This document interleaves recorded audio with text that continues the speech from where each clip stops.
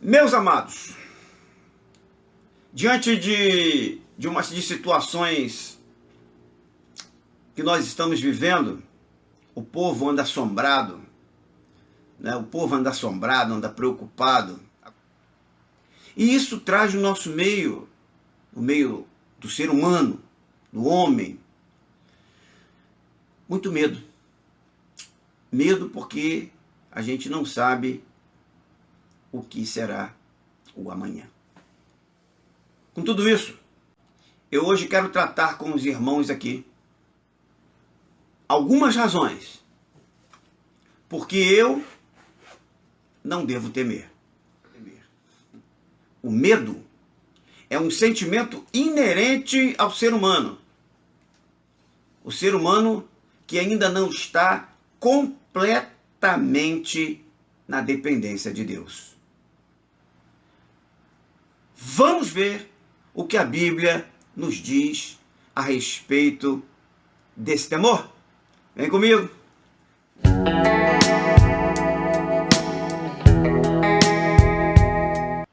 Josué, capítulo 1, versículo 9. Não te mandei eu? Esforça-te, tem bom ânimo, não temas, nem te espantes, porque o Senhor teu Deus está contigo por onde quer que andares. É muito normal o ser humano ter medo daquilo que ele desconhece.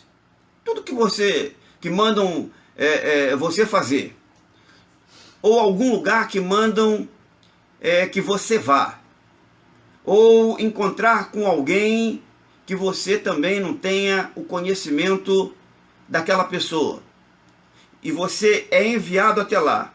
É claro que você vai por obediência, mas no fundo, você acaba guardando um certo medo, um certo receio, porque isso é inerente ao ser humano. As pessoas têm medo. Você chega num emprego novo, aí alguém te dá a primeira tarefa naquele emprego novo que você recebeu. Alguém chega e joga para você, ó, toma aqui. Você vai pegar essa caneta aqui, e você vai com essa caneta agora e vai escrever alguma coisa que é para enviar para o chefe lá não sei aonde. Você vai ter medo. Você vai ter medo de uma série de coisas. Medo de errar, medo do chefe, você vai ter medo. Enfim. Então nós temos medo do que é sobrenatural, porque além do natural foge da nossa compreensão. Nós temos medo daquilo que desconhecemos, nós temos medo do novo, temos medo do amanhã, porque nós não sabemos como será o mundo amanhã. Quem é mais pobre? Quem é pobre vai ficar mais pobre? Quem é rico vai ficar mais rico ou vai ficar pobre também? Como será o mundo depois dessa pandemia? As pessoas guardam dentro de si medo do desconhecido. Então isso é muito normal. Agora, diante de um desafio que nos é lançado, eu creio que os maiores medos que nós temos são, primeiro, o medo de fracassar. O segundo medo é o medo de decepcionar alguém, né? Decepcionar alguém.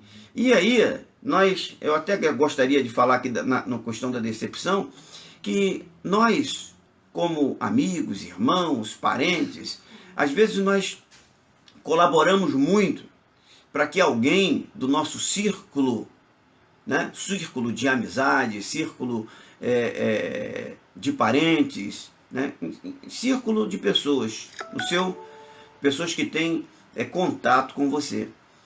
Nós contribuímos muito para que a pessoa tenha esse medo de decepcionar. Você vê aquela pessoa que tem um desempenho razoável, melhorzinho às vezes no círculo de amigos, ou mesmo na família, e aí você, por ele ter um nívelzinho melhor ali naquele meio, a gente começa a botar certas expectativas em cima daquela pessoa. Poxa, você é bom, cara, você é o melhor e tal, não sei o que e tal. Então ele vai fazer uma prova, vai fazer um concurso, quando ele vai, tá todo mundo lá atrás, não, você é bom, você é o melhor, você vai conseguir e tal. Da maneira como a gente passa isso, acaba gerando no coração daquela pessoa, sabe, o medo não é nem de não ser aprovado no que vai fazer, mas o medo de uma reprovação que venha a causar decepção nas pessoas que estão confiando nele. E por último, o terceiro e último que eu queria citar aqui é o medo da morte. Então nós temos medo, nosso medo natural ele se manifesta sempre, né? O medo de fracasso, medo de decepção, e decepcionar no caso, e medo da morte, medo de vir a morrer. Então você vai numa missão, você, opa, será que eu vou morrer lá? Né? Você tem medo. Tá? Então esse é o medo natural no ser humano. Então, pensando nisso tudo, é que nós vamos agora levantar aqui, tá, algumas razões por que eu não devo temer, por que eu não devo ter medo. Primeiro, eu não devo temer porque Deus me remiu. Isaías 43, no versículo de número 1. Mas agora, assim diz o Senhor que te criou, ó Jacó, e que te formou, ó Israel. Não temas, porque eu te remi, chamei-te pelo teu nome, tu és meu. Você foi remido. E você foi remido por um alto preço. Você foi remido e lavado pelo sangue do Cordeiro, lá na cruz do Calvário. Então, lá na cruz do Calvário, ele pagou tudo aquilo que tinha que pagar para você deixar a vida de pecado, para você deixar de ser uma pessoa comum, uma pessoa no meio de uma multidão, um a mais ou um a menos, no meio da multidão, para você deixar de ser isso e passar a ser propriedade exclusiva de Deus. Eu não devo temer, eu não devo ter medo, porque Deus me remiu, mas também não devo ter medo, porque Deus me protege. Não devo temer, porque Deus me protege. Salmo 121. Vamos ler os versículos 5, 7 e 8. Diz assim a palavra de Deus. O Senhor é quem te guarda. O Senhor é a tua sombra, a tua mão direita. O Senhor te guardará de todo mal. Ele te guardará a tua vida. O Senhor guardará a tua saída e a tua entrada desde agora e para sempre. Quer proteção maior do que essa? Então não tem o que temer, não há o que ter medo. Quantos testemunhos você já não deve ter ouvido a respeito da proteção de Deus sobre a vida de alguém, sobre a vida de uma pessoa? Razões para eu não ter medo. Primeiro, porque Deus me remiu. Segundo, porque Deus me protege. E em terceiro lugar, porque Deus me fortalece. Isaías, capítulo 35, versículos 3 e 4. Diz assim a palavra de Deus. Fortalecei as mãos fracas e firmai os joelhos trementes. Dizei aos turbados de coração, sede fortes, não temais. Eis o vosso Deus, com a vingança virá, sim, com a recompensa de Deus, ele virá e vos salvará. Não temas, porque o teu Deus, ele te fortalece e ele te fortalecerá no momento em que você estiver se sentindo com as mãos fracas, os seus joelhos estiverem tremendo, quando você estiver sentindo que não dá para você, ele te dará força, e ele te dará força para que você possa conseguir conquistar a sua vitória, conseguir suplantar, superar aquela dificuldade e sair daquele momento mais que vencedor, porque esse é o nosso Deus. Louvado seja Deus. Não deve temer por quê? Porque Deus me remiu, porque Deus me protege, porque Deus me fortalece, e não devo temer porque Deus está comigo. Isaías 41:10. Né? Isaías 41:10, versículo conhecido. 41:10. Não temas porque eu sou contigo, não te assombres porque eu sou teu Deus. Eu te fortaleço e te ajudo e te sustento com a destra da minha justiça. Deus estará sempre conosco. Sempre, sempre, sempre ao teu lado. Não temas, porque eu sou contigo. Deus está contigo, meu irmão. Não temas, não temas, não temas. Não temas por quê? Porque Deus me remiu, porque Deus me protege, porque Deus me fortalece, porque Deus está comigo e, em quinto lugar, porque Deus me ajuda. Ainda em Isaías 41, no versículo 13, ele diz assim: porque eu, o Senhor teu Deus, te seguro pela mão direita e te digo, não temas, eu te ajudarei. Dispensa comentários, mas eu preciso dizer, se o teu problema é emprego, o Senhor vai te ajudar. Porque se eu não estiver trabalhando, pastor, eu não tenho como comprar ou pagar aluguel, o Senhor vai te ajudar. É o que a palavra diz aqui, do profeta. O nosso Deus, ele é imutável. E o nosso Deus, ele é fiel. A Bíblia fala isso. Malaquias. Deus não muda. E quando ele está falando aqui que ele é fiel, que ele está com seu servo, tá? Ele não faz acepção de pessoas. Então, esta palavra de que eu sou contigo, e basta você entender e compreender que um dos atributos de Deus é exatamente o fato dele ser onipresente, tá? E por ele ser onipresente, ele vai estar sempre lá vendo as tuas necessidades. E ele é o Deus provedor. Ele proverá aquilo que você necessita, aquilo que eu te ajudarei. Diz a palavra de Deus, não temas, não temas, eu te ajudarei. Ele me remiu, por isso não temerei. Ele me protege, por isso eu não temo. Ele me fortalece, não há o que temer. Ele está comigo, não tem razão de ter medo. Ele me ajuda. Então, independente do resultado, também não tenho o que temer.